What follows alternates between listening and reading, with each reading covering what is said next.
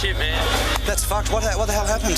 Big bomb, blew out the Surrey Club, blew out this place. What was it? Do they know? Big bomb. It was a bomb. Yeah. This is horrendous. I've never seen anything like it. People are burnt everywhere. Everything has gone. The whole street. It was Australia's single worst loss of life since World War II. The reaction among Australians and Indonesians was shock. But for those who followed the recent history of terrorism, it was not a complete surprise. According to the intelligence reports of his interrogation, Al-Farouq was sent to Indonesia by Osama bin Laden's operations chief. His role here was to take over local Islamic militant groups and, quote, prepare We have a staff of about 20, just over 20 journalists, producers, reporters, researchers, digital journalists. And so my job is to manage all those people and commission the stories. So that's the key role, commissioning the stories. So that involves, constant discussion with people about story ideas, talking to my own sources, digging up my own information. But, our journalists, all of them are constantly coming up with story ideas. So, my job is to decide which ones meet the bar, which ones we should do, which ones we don't do, how we do them. We have pretty intensive discussions around, how we're doing a story, why we're doing a story, what the purpose is, what we're going to be able to say that's new. And then, shepherding the stories through to getting to air. So we have a quite kind of rigorous, rigid process whereby we have a rough cut and a fine cut of a story, and we rework them and rework them and rework them until ideally they're perfect. They're seldom perfect, but we often get them pretty good. So what do you look for in a Four Corners story? Look, our brief ultimately is that we're an investigative program. All our stories need to have an investigative edge. So the ones we love the most are those classic ball-breaking, award-winning investigations that Four Corners is famous for. But, we do a whole range of stories and we really try and mix it up. So we do reporterless stories, we do social documentaries, we do actuality-led, fly-on-the-wall, op-doc style of stories. So we try and be unpredictable. But, every story we do, ideally, it has to be new or there has to be something new about it. There's got to be a really strong public interest reason for doing it. We're not there for infotainment, although we do try and make our stories entertaining and super watchable. Yep. But, there has to be a reason for doing it. And what kind of impact are you looking for? Well, look, we love to cause royal commissions, and we've caused, I think, 4 or 5 of those just in the last few years. So that's always satisfying. But most stories don't lead to a royal commission. So we're trying to shed a light on, issues or scandals or problems or, human tragedies or social, political issues that aren't getting covered. So we're trying to really, shine a light on stories that wouldn't otherwise be told. And, our aim is to make people sit up and pay attention to that. And that includes, politicians, public policy makers, all sorts of people. So we want to, whilst we don't see ourselves as change agents, if we feel there's, an injustice or corruption, then, we want to make stories that cause that to change. And what's the average time? They obviously vary, but that reporters have, researchers have, producers to actually get a story to air? Yeah, so the average story cycle at Four Corners is 9 weeks. So that involves 3 weeks of research, which will be the reporter, producer and researcher working together. Then 3 weeks of production, 3 weeks of post-production.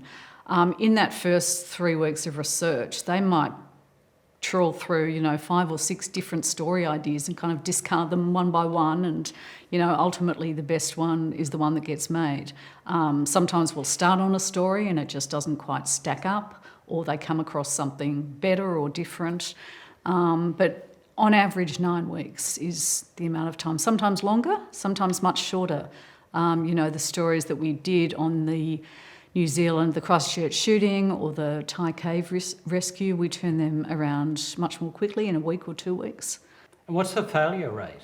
We almost always are able to reach that decision before we start shooting a story, because we do really intensive research and have really intensive discussions about does this story stack up? What's it saying? Are we absolutely sure? We need to have done really pretty much all the research before we even start shooting. So, I mean, we will start on and discard dozens of stories in a year. I think probably out of all the stories we would look at in a year, probably maybe 20% of them at most actually get made. But generally, we're able to, figure out if the story meets the bar before we get too far into making it. And how do you protect whistleblowers? Well, journalists have all sorts of measures for protecting whistleblowers, and, it's become much, much more critical for journalists to do that, because as we know, the protections for whistleblowers in this country are terrible, and whistleblowers are routinely pursued by governments and agencies and punished, as we've seen recently in a whole series of cases. So it's incumbent upon us to protect our sources. So, at Four Corners, we've only just recently introduced a secure drop system of having people get in contact with us so they can't be traced. Journalists are very careful now, much more so than in the past, about what records they keep of stories that they do, how they record and store people's addresses, phone numbers. Journalists have gone back to, there's a lot more old-fashioned just going and meeting people than there was, say, 5-10 years ago, because, those personal face-to-face meetings are much less able to be traced than, electronic communications. So, so journalists are having to be much more careful these days and much more protective of the people who we rely on, because, if whistleblowers can't trust us to protect them, and if they don't get protected, then they're not going to tell their stories. As executive producer, do you feel pressure to come up with kind of the big one week in, week out? One of my predecessors as EP at Four Corners used to say he felt like he was walking around carrying a Ming vase the whole time, and he was terrified of dropping it. Yeah. I don't feel quite like that, but, I am ever mindful that it's up to me, to a large degree, and the amazing team I work with, to uphold this incredible tradition of great journalism. And therefore, you can't get it wrong, and you can't do stories that aren't good enough. You really can't make mistakes.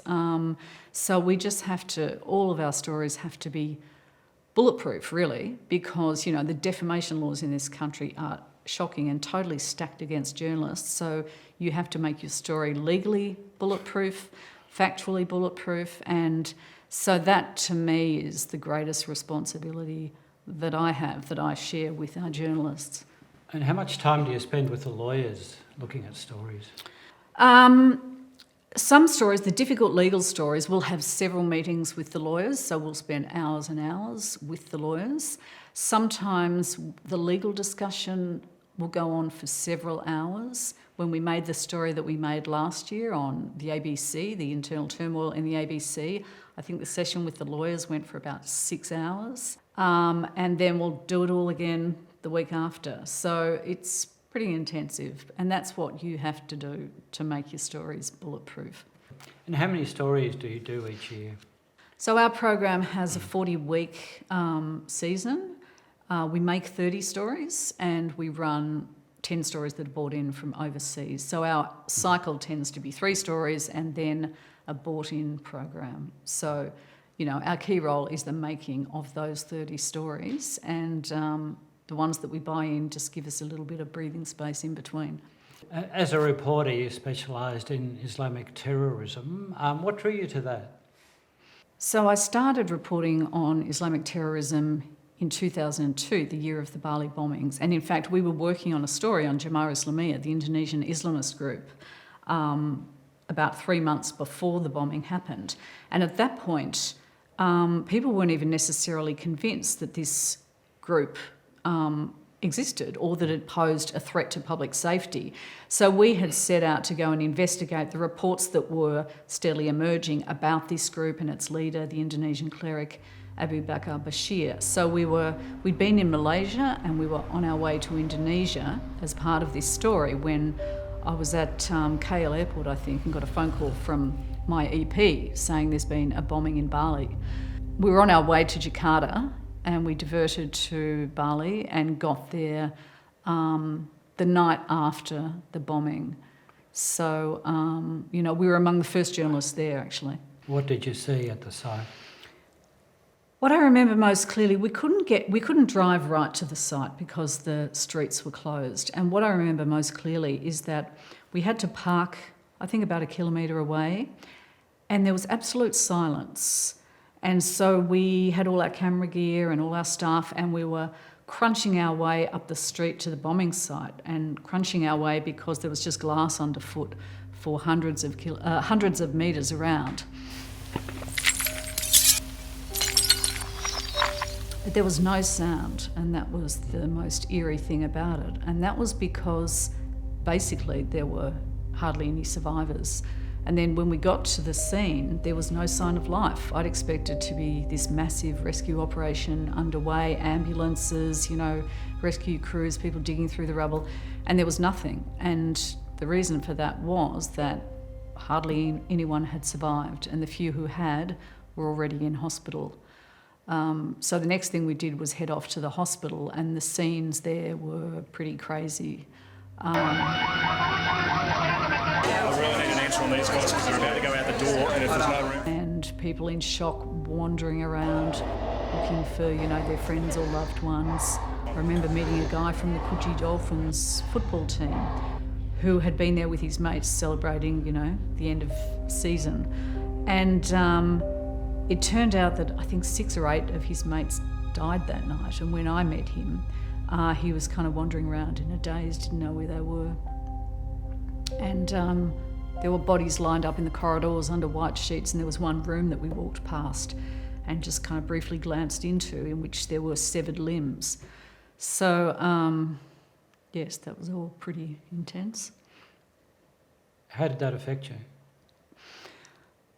Well, normally I would say it didn't affect me, but I feel like I'm getting emotional, so clearly it did. I think, you know, you go into automaton mode because you're there as a journalist, you're there to record and document this historic event and this historic scene, and so you've got a duty and a responsibility to do that. And I think, you know, almost all journalists will tell you they just go into auto mode. And so I didn't feel like it affected me, but, you know, clearly, even after all these years later, it is a bit emotional to recall. 88 Australians died in that bombing. As an Australian journalist, how do you deal with the stories coming out of that? Do you deal with it objectively, or, I mean... Yeah, I think, yes. I think I always have been able to deal with it objectively, and I think the vast majority of journalists do and can. I mean, it's possible to be a human and to be affected by something terrible and tragic like that, but still to be objective and be able to do your job, you know, thoroughly, persuasively, responsibly. And I think, you know, being human and having some compassion and caring about, you know, the fate of those people makes you a better journalist. Do you think most people would understand that, how journalists can almost compartmentalise their professional skills and then their personal feelings? I don't know. Or maybe surgeons do it at times, or other professions, but it's something about journalism, isn't it, about that? Well, yeah, and, you know, journalists still don't like to admit they've been personally affected by something. Journalists still are reluctant to seek, you know, support or counselling. Things have changed a lot now since the work done by the Dart Centre and others. So, and I think media organisations are much more aware of the impact on journalists. But I think as a group we're still inclined to want to tough it out and say, no, I'm not affected, I'm fine, you know. It's just my job. But very soon after, you heard the leader of Jemaah Islamiyah at a rally, I think, say, between you and us, there will forever be a ravine of hate. And that had an impact on you? That had a big impact. What was he saying? That the on me? Christianity and... Yeah, he was talking about the infidels or non-believers and the Muslims. And he made that statement just... from memory, a few hours or within a couple of days of the Bali bombing. No comment, no comment. Police at all? No comment, no comment. you know, there was no stepping back by this guy. There was no expression of commiseration or sorrow for the victims. You know, we now know he was fully in support of the bombing. And so he was just stating this as a fact, that this is how it was and how it would always be.